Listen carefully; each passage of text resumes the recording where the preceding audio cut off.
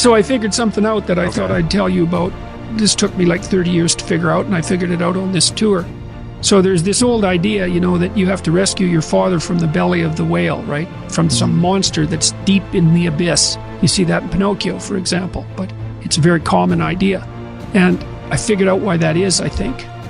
So imagine that we already know from a clinical perspective that, if you set out a path towards a goal, which you want to do because you need a goal and you need a path, because that provides you with positive emotion, right? So you set up something as valuable, so that implies a hierarchy. You set up something as valuable. You decide that you're going to do that instead of other things, so that's kind of a sacrifice, because you're sacrificing everything else to pursue that. And then you experience a fair bit of positive emotion and meaning as you watch yourself move towards the goal. And so the implication of that is the better the goal, the more full and rich your experience is going to be when you pursue it. So that's one of the reasons that's one of the reasons for developing a vision and for fleshing yourself out philosophically, because you want to aim at the highest goal that you can manage. Okay, so you do that, and then what you'll find is that as you move towards the goal, there are certain things that you have to accomplish that frighten you. Maybe you have to learn to be a better speaker, a better writer, a better thinker. You have to be better to people around you, or you have to learn some new skills and you're afraid of that. Whatever, because it's going to stretch you if you pursue a goal, and so that'll put you up against challenges. Okay, so all the clinical data indicates, the opposite of safe spaces, as Jonathan Haidt has been pointing out, that what you want to do when you identify something that someone is avoiding, that they need to do because they're afraid, you have them voluntarily confront it. And so you break it down. What you try to do if you're a behavior therapist is you break down the thing they're avoiding into smaller and smaller pieces until you find a piece that's small enough so they'll do it. And it doesn't really matter as long as they start it. Then they can put the next piece on and the next piece. And what happens is they don't get less afraid exactly, they get braver.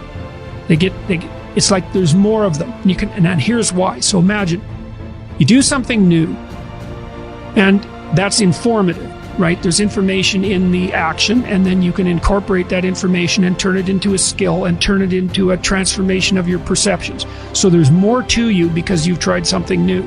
So that's one thing. The second thing is, and there's good biological evidence for this now, that if you put yourself in a new situation, then new genes code for new proteins and build new neural structures and new nervous system structures. Same thing happens to some degree when you work out, right? Because your muscles are responding to the load, but your nervous system does that too. So you imagine that there's a lot of potential you locked in your genetic code. And then if you put yourself in a new situation, then the stress, that's the situational stress that's produced by that particular situation, unlocks those genes and then builds new parts of you. So that's very cool, because who knows how much there is locked inside of you. Okay, so now here's the idea. So let's assume that scales as you take on heavier and heavier loads.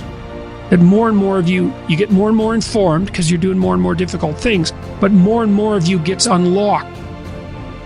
And so then what that would imply is that if you got to the point where you could look at the darkest things, so that would be the abyss, right? That would be the deepest abyss. If you could look at the harshest things, like the most brutal parts of the suffering of the world and the malevolence of people and society, if you could look at that straight and directly, that would turn you on maximally.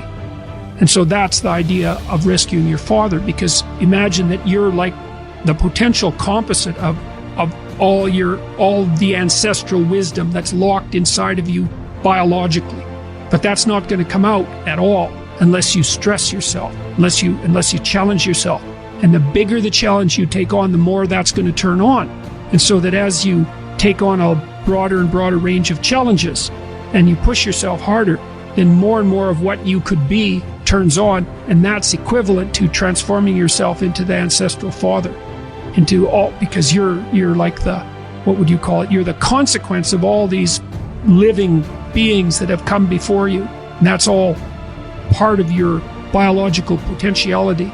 And then if you can push yourself, then all of that clicks on, and that turns you into who you could be. That's the re-representation of that positive ancestral father. The point is, your best strategic position is, how am I insufficient and how can I rectify that? That's what you've got. And the thing is, you are insufficient. And you could rectify it.